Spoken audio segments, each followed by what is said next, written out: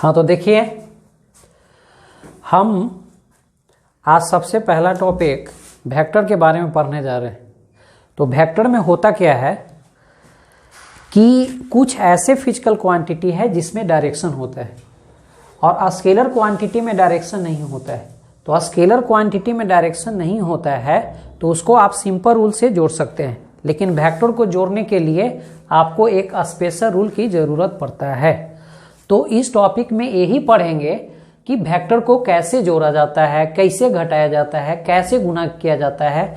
अब बहुत important point यह है कि वेक्टर डिवाइड नहीं होता है, क्योंकि अभी साइंस में दो डायरेक्शन को डिवाइड करने के बाद क्या रिजल्ट मिला है यह नहीं देखा गया है। जैसे मान लेते हैं कि आप वेक्टर ए लिखते हैं और डिवाइडेड वेक्टर भी लिखते हैं, तो यहाँ पे यह लिखना गलत हो जाता है, क्योंकि vector is never divided. Vector is never divided, vector को डिवाइड नहीं किया जाता है। तो हम लोग पढ़ेंगे क्या, वेक्टर को दो काम कर सकता है। वेक्टर को आप जोड़ सकता है, वेक्टर को आप घटा सकता है, वेक्टर को गुणा कर सकता है। तो गुणा करने में दो तरीका आ जाता है, आप डॉट के साथ भी गुणा कर सकते हैं और वेक्टर को क्रॉस के साथ भी गुणा कर सकते हैं। और सबसे रिमार्केबल पॉइंट कि वेक्टर डिवाइड नहीं होता है। अगर ऐसे लिखते हैं तो यह मैथमेटिकली लिखना गलत होता है। हाँ, आगे हम बताएंगे कि आप इसको लिखेंगे तो कैसे। तो मैग्नीट्यूड डिवाइड होता है, तो vector A by vector B का मैग्नीट्यूड यह आप लिख सकते हैं। मान लेते हैं कि x से डिवाइड करने के बाद तो यह आपका जो है सही हो जाता है। तो मेरा यहाँ पे मेन फोकस यह होता है कि दो वेक्टर को कैसे जोड़ते हैं, दो वेक्टर को कैसे सब्ट्रैक्ट करते हैं, मल्टीप्लाई कैसे करते हैं, ठीक है ना, डॉट से मल्टीप्लाई कैसे करते हैं, क्रॉस से कैसे मल्टीप्लाई करते हैं। अब ये जरूरी नहीं है कि हम दो ही वेक्टर को खाली जोड़ सकते हैं, हम कितना भी वेक्टर को जोड़ सकते हैं। जैसे vector A plus vector B plus vector C plus vector D dot dot, हम सब कितनों भी नंबर से कोई मतलब नहीं होता है, हम कितने भी वेक्टर को जोड़ सकते हैं। मेरा यहाँ पे मेन फोकस होता है कि वेक्टर को जोड़ेंगे कैसे। लेकिन दो वेक्टर के जोड़ने का जो तरीका होगा वही जो है मोर देन टू वेक्टर को जोड़ने का तरीका होता है। तो सबसे पहले हम बात कर लेते हैं कि फिजिकल क्वांटिटी को हमने दो टाइप में डिवाइड किया था, ठीक है ना। तो आपको फिजिक्स में जो फिजिकल क्वांटिटी है, फिजिकल क्वांटिटीज को हमने दो टाइप में कंसीडर किए। पहला का नाम रखें स्केलर और दूसरा का नाम रखें वेक्टर, ठीक है ना। ये स्केलर के साथ कोई रूल नहीं है, स्केलर के साथ सिंपल रूल है। जो रूल आप लोग यहाँ सीखते हैं वो वेक्टर के साथ रूल सीखते हैं, क्योंकि वेक्टर मतलब मीन्स इसमें जब भी वेक्टर क्वांटिटी होता है उसको एरो के साइन लिखते हैं। तो अगर कोई स्केलर क्वांटिटी है तो उसमें कोई प्रॉब्लम नहीं है। जैसे मान लेते हैं कि जैसे गुना करते हैं स्केलर क्वांटिटी में, जैसे 2 × 3 तो 6 लिखना है, या 2.3 तो 6 लिखना है। लेकिन यही अगर कोई वेक्टर क्वांटिटी है तो इसमें चेंज हो जाता है, a क्रॉस b लिखना है तो इसमें कुछ और हो जाएगा, अगर a डॉट b लिखना है तो इसमें कुछ और हो जाएगा।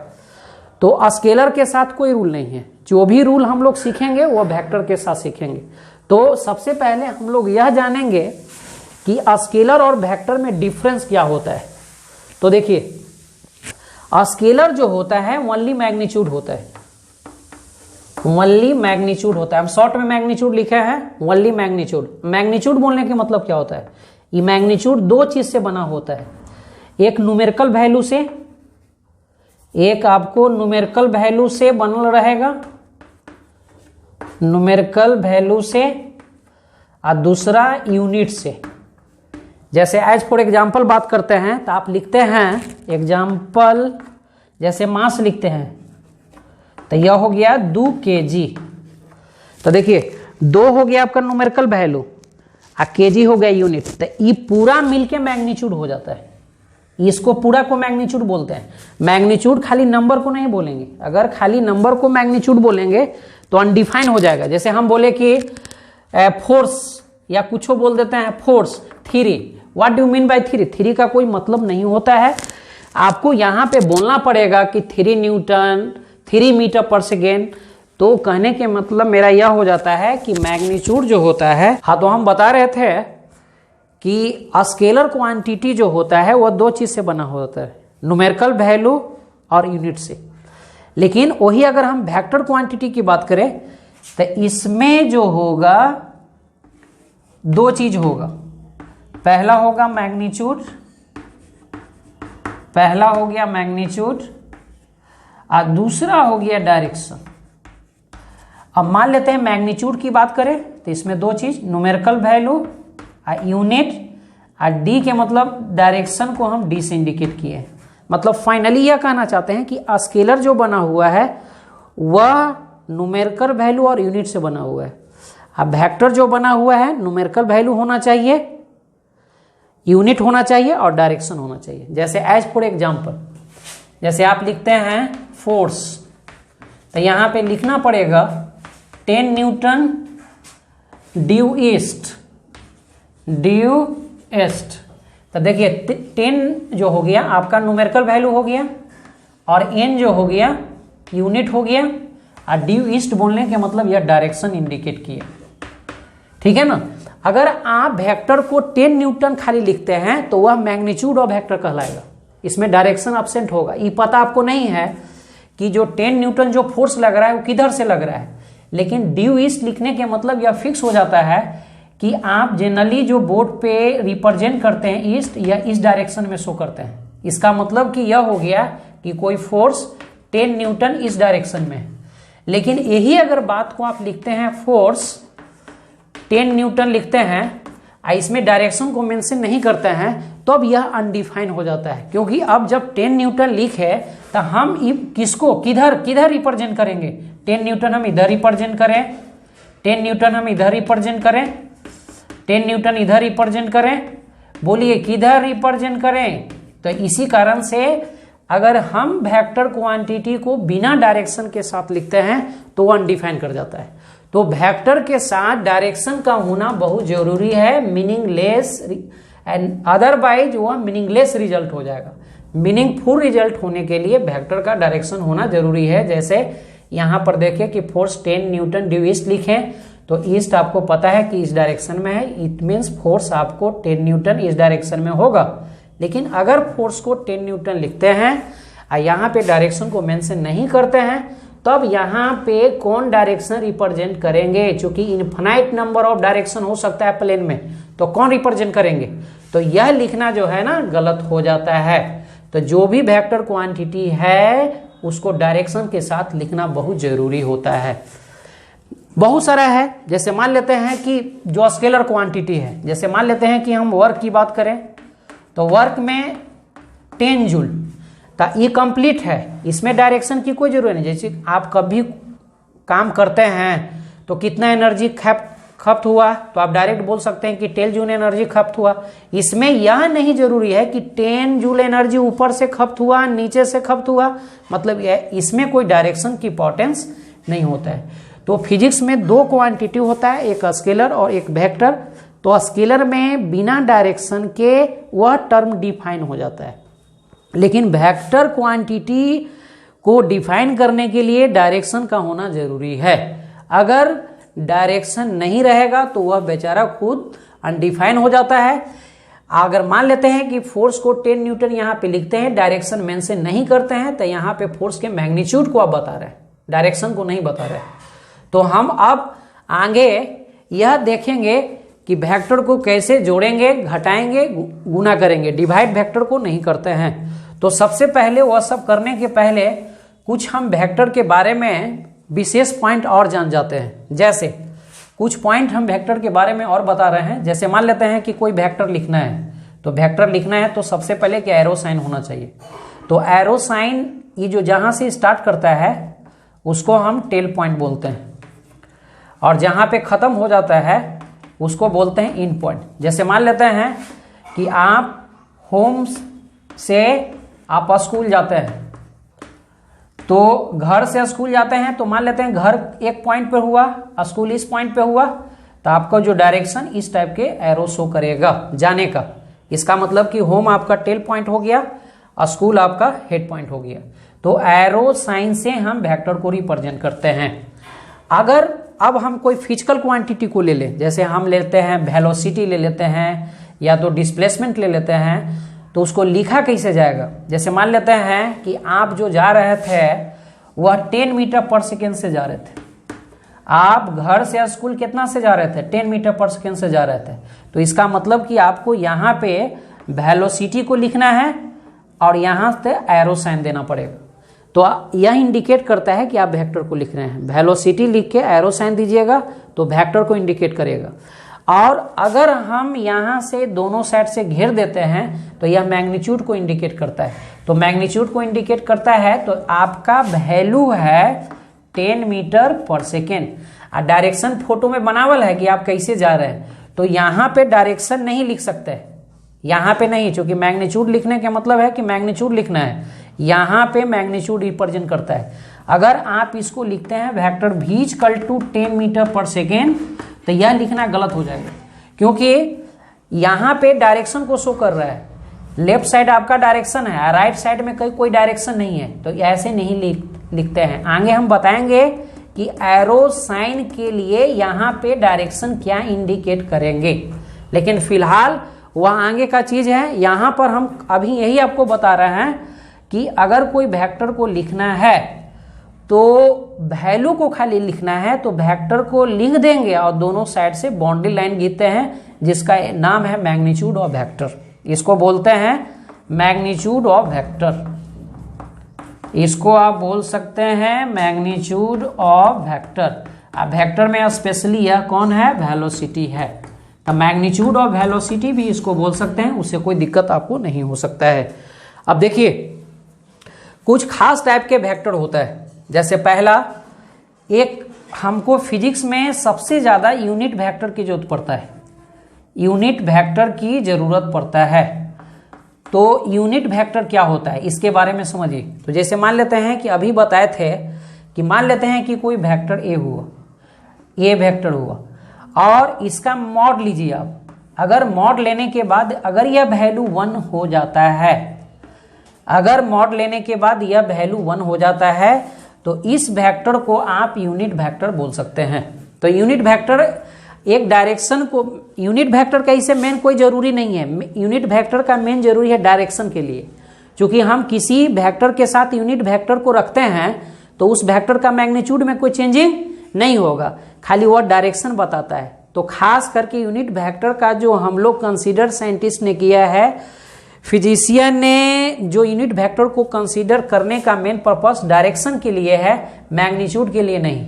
इसी कारण से यूनिट वेक्टर को हम लोग उसी को कहेंगे जिसका मैग्नीट्यूड का वैल्यू 1 होता है। ऐसा नहीं कि मान लेते हैं कि कोई वेक्टर है, जैसे मान लेते हैं कि वेक्टर ये है, इसका मैग्नीट्यूड ले लिया तो यह 2 हो गया, तो यह यूनिट वेक्टर नहीं कहलाएगा। यूनिट वेक्टर के लिए जरूरी है कि उसका मॉड का वैल्यू 1 होना चाहिए। अब हम थोड़ा सा आपको टाइप्स ऑफ यूनिट वेक्टर पढ़ा रहे हैं कि हम लोग जब फिजिक्स स्टडी करते हैं तो हमको कितने टाइप के यूनिट वेक्टर की जरूरत पड़ता है। तो यूनिट वेक्टर की आपको जो जरूरत पड़ेगा, तो इसमें आपको 3 टाइप के यूनिट वेक्टर की जरूरत पड़ेगा, ठीक है ना। तो पहला यूनिट वेक्टर जो होता है वह होता है कांस्टेंट यूनिट वेक्टर। फर्स्ट जो होगा, नंबर नीचे लिख देते हैं, कांस्टेंट यूनिट वेक्टर। दूसरा आपका होगा variable unit vector, variable unit vector. और तीसरा जो होगा वह हो जाएगा आपको perpendicular unit vector, perpendicular unit vector. देखिए थोड़ा सा हम सिंबल ज्यादा यूज करेंगे, लिखने में दिक्कत हो जाता है, इसी कारण से हम ज्यादा सिंबल यूज करेंगे, तो इसको बोलेंगे परपेंडिकुलर यूनिट वेक्टर। लेकिन आपको ये पता होना चाहिए कि यही वेक्टर का फिजिक्स में ज्यादा जरूरी है। आपको जीमेन तक, जी एडवांस तक यही वेक्टर से काम चल जाता है। यह वेक्टर जो है ना 10% आता है, यह वेक्टर 5% आता है, ठीक है। चूंकि वहां पर यह सब वेक्टर को डिस्कस करते हैं जहां पे डायरेक्शन का वैल्यू लगातार चेंज होते रहता है, तब वहां पे उस डायरेक्शन को रिप्रेजेंट करने के लिए यूनिट वेक्टर की जरूरत पड़ता है। तो हम सबसे पहले स्टार्ट करते हैं constant unit vector. Constant unit vector को दूसरा नाम है ऑर्थोगोनल यूनिट वेक्टर, जो हम आपको आगे दिखाते हैं। इसको शॉर्ट लीजिए। तो हम आपको बता रहे हैं constant unit vector, constant unit vector. तो देखिए कांस्टेंट यूनिट वेक्टर में होता क्या है, तो हम आपको बताए थे कि मेन हमको कांस्टेंट यूनिट वेक्टर में यही होता है कि इसमें हमको डायरेक्शन लेना है। अब कांस्टेंट यूनिट वेक्टर क्यों बोलते हैं, क्योंकि होता क्या है कि इसका डायरेक्शन जो होता है वह फिक्स होता है। इसका डायरेक्शन जो होता है वह फिक्स होता है। मतलब कांस्टेंट के मतलब हो गया फिक्स डायरेक्शन। यूनिट वेक्टर के मतलब तो जानवे करते हैं कि इसका मैग्नीट्यूड 1 होता है। तो हम कांस्टेंट यूनिट वेक्टर किसको बोलेंगे, the unit vector which has fix direction. इसको रिप्रेजेंट किससे करते हैं, तो इसको रिप्रेजेंट करते हैं प्लस माइनस आई कैप से, प्लस माइनस जे कैप से और प्लस माइनस के कैप से। इतना फेमस है ना कि इसको आप वेक्टर से भी रिप्रेजेंट कर सकते हैं, कोई दिक्कत नहीं है। बहुत ज्यादा यह फेमस हो चुका है, इसी कारण से एरो साइन लगा के भी यूज कर सकते हैं। तो कहने के मेरा मतलब यह है कि आप कैप से भी इंडिकेट कर सकते हैं। ऐसे लिखने के मतलब कैप होता है, क्योंकि थोड़ा सा बहुत शॉर्ट टाइम में निकालने के कारण बहुत सारा पॉइंट को हमको यहाँ पे कम बोलना पड़ेगा, क्योंकि आपको हम टू द पॉइंट बात करते हैं। इसी कारण से मेन कंसेप्ट पर फोकस किया जाता है, बहुत छोटा छोटा पॉइंट को रोकना पड़ता है। ऐसे ऐसे लिखने की तरीका को कैप बोलते हैं। यूनिट वेक्टर को आप ऐसे भी लिख सकते हैं, कोई दिक्कत नहीं है। अब हम इसके डायरेक्शन को शो करते हैं कि यह डायरेक्शन होता कैसे है। तो यह हो गया एक्स एक्सिस, यह हो गया एक्स डैश, यह हो गया वाई, यह हो गया वाई डैश। देखिए यह जेड जो होता है ऐसे होता है, जेड ऐसे है। ये हम दो लाइन हम पार चुके हैं। ये बोर्ड में मेरा लाइन जो है ना पेंसिल चला है, यह जो है पेंसिल मेरा बोर्ड पर चला है, ये भी चौक बोर्ड पे चला है। इन्हें के सोचेगा चौक का पेंसिल चला है, माने कि मिस्टेक फर्स्ट टाइम बोला गया है। मेनली हम यही बोलना चाहते हैं कि फर्स्ट टाइम ये चौक चला, बोर्ड पर चल रहा है चौक, ये भी चल रहा है। लेकिन एक जो चौक चलाएंगे वह फाइनली बोर्ड पे नहीं चला है, लेकिन फिर भी हमको चलाना पड़ेगा। रियल में ऐसे होता है जेड, मजबूरन हम इसको ऐसे लिखना पड़ता है। यह हो गया जेड हो गया, तो नाम देंगे तो यह हो गया जेड, यह हो गया जेड डैश। लेकिन आप लोग को कंफ्यूजन नहीं लेना होगा, क्योंकि यह जेड ऐसे होता है। मतलब कि यह सब एक दूसरे के परपेंडिकुलर है, क्योंकि एक्स और वाई तो आप खुद देख रहे हैं कि परपेंडिकुलर है। देखिए बोर्ड में पड़ गया ना, तो ये बोर्ड में हो गया, ये भी बोर्ड में हो गया। देखिए ये बोर्ड में पड़ रहा है, ये बोर्ड के परपेंडिकुलर इसको बोलते हैं। मतलब कि प्लेन में लाई करने के मतलब यह हो गया कि वो पूरा के पूरा प्लेन में बैठ जाना चाहिए। इसको बोलते हैं प्लेन में लाई करना, इसको बोलते हैं प्लेन में लाई करना। लेकिन इसको प्लेन में लाई करना नहीं बोलते हैं, इसको बोलते हैं परपेंडिकुलर टू द प्लेन। तो यह जो हो गया, यह जो लाइन होता है वह होता है परपेंडिकुलर टू प्लेन, यह दोनों लाइन होता है in the plane, in the plane. ये भी है in the plane, in the, ये भी है इन द प्लेन। मतलब कि यह और यह प्लेन में है, प्लेन के परपेंडिकुलर है। अब देखिए हम इसको कहाँ यूज करते हैं, तो देखिए जहां भी पॉजिटिव एक्सिस अगर हम रिफरेंस में लेते हैं उसके लिए हम आई कैप यूज करते हैं, और नेगेटिव के लिए माइनस आई कैप यूज करेंगे, इसके लिए जे कैप यूज करेंगे, इसके लिए माइनस जे कैप, इसके लिए के कैप, इसके लिए माइनस के कैप यूज करेंगे। अब ये रहा कि यह जान के हम क्या करेंगे, तो अब हम इसे क्या करेंगे कि वेक्टर लिख सकते हैं। जैसे मान लेते हैं कि यह कोई रोड है, यह आपका कोई रोड हो गया, और इस पे कोई व्हीकल्स आपका मूव कर रहा है, व्हीकल्स आपका मूव कर रहा है 10 मीटर पर सेकेंड से। तो हमको इसको वेक्टर में लिखना है, तो वेक्टर में लिखना है तो हम क्या करेंगे कि इस लाइन को एक्स एक्सिस मान लेंगे, इस लाइन को क्या करेंगे एक्स एक्सिस मान लेंगे, और यहां से लिखेंगे वेक्टर v इक्वल टू 10, और एक्स एक्सिस के मतलब किसको माने थे आई कैप को, तो 10 आई कैप और मीटर पर सेकेंड। इस टाइप के काम हम करते हैं। मान लेते हैं कि कोई y एक्सिस इधर मान लिए और कोई फोर्स इस डायरेक्शन में लग रहा है, 5 न्यूटन के फोर्स लग रहा है और आप इसको y माने हुए हैं, तो यहां से लिख सकते हैं vector F equal to 5J newton, जो कि फोर्स का यूनिट चेंज हो जाता है। फिर उसी तरह से मान लेते हैं कि आप Z मान रहे हैं, इसको आप Z एक्सिस मान लेते हैं, और कोई पार्टिकल जो है एक्सेलरेशन से इधर जा रहा है 2 मीटर पर सेकेंड स्क्वायर से Z एक्सिस पे जा रहा है, तो आप A इक्वल टू यहां लिख सकते हैं 2 k cap metre per second square की k कैप है। तो देखिए अब हम क्या कर सकते हैं कि दोनों साइड वेक्टर रिप्रेजेंट कर सकते हैं। देखिए यहां पर भी F वेक्टर, तो यहां भी मैग्नीट्यूड हो गया और यहां भी आपको वेक्टर क्वांटिटी आ गया, यूनिट हो गया। तो देखिए 3 चीज है वेक्टर को लिखने के लिए, मैग्नीट्यूड, डायरेक्शन, यूनिट। कहीं भी देखिएगा तो 3 चीज से आपको हो जाता है। अब हम आपको बताने जा रहे हैं कि वेक्टर को हम कैसे जोड़ सकते हैं। तो हमको वेक्टर को लिखने आ गया है। देखिए थोड़ा सा और एग्जांपल बढ़ा देते हैं वेक्टर को लिखने का।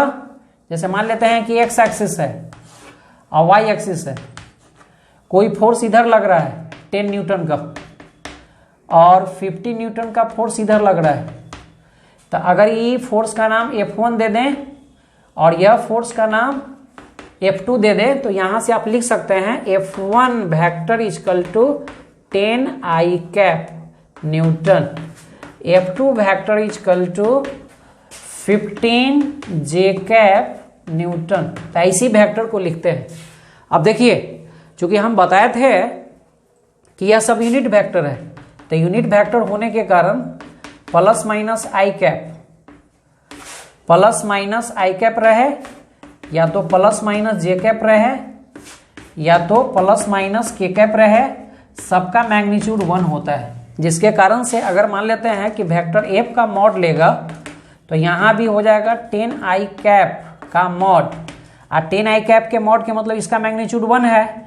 तो ऐसे भी लिख सकते हैं थोड़ा सा, लेकिन लिखिएगा नहीं, 10 into 1 that will be 10 Newton, तो इसको मैग्नीट्यूड बोलते हैं। उसी तरह से F2 को लिखना होगा, तो F2 इक्वल टू लिख सकते हैं डायरेक्ट 15 न्यूटन। लेकिन एक ध्यान ही रखना पड़ेगा कि सिंगल के टर्म रहेगा तो वहीं डायरेक्ट लिख सकते हैं। नोट करके अगर मान लेते हैं कि vector F equal to 2I plus 3J cap, तो यहाँ मॉड में ऐसे नहीं लिख सकते हैं कि या इसका 2 इसको 3 इक्वल टू 5, यह न्यूटन में है तो यह भी न्यूटन, यह गलत हो जाएगा। क्योंकि हम मैग्नीट्यूड में डायरेक्ट तो वहीं लिख सकते हैं जब अकेला रहेगा, क्योंकि आप जब मैग्नीट्यूड लेते हैं तो आप सिंगल का मैग्नीट्यूड लेते हैं, और यहाँ पे तो ये पूरा का मैग्नीट्यूड है। तो हो सकता है कि इसका रिजल्ट कुछ और होगा जो हम आगे देखेंगे। तो फिलहाल आप यह जानिए कि जहां भी सिंगल यूनिट वेक्टर रहेगा कुछ भी, तो वहां आपको उसका मैग्नीट्यूड लिखना है तो डायरेक्ट वैल्यू लिख देंगे। जैसे वेलोसिटी है v equal to 20 k cap metre per second, तो इसका मैग्नीट्यूड जब लिखेगा v इक्वल टू तो 20 मीटर पर सेकेंड आप लिख सकते हैं। ठीक है ना। तो हम बताते हैं कि वेक्टर को कैसे अब जोड़ना है। तो आपको वेक्टर को लिखने आ गया, किसी टाइप के कोई प्रॉब्लम है तो बोल सकता है। ठीक है ना।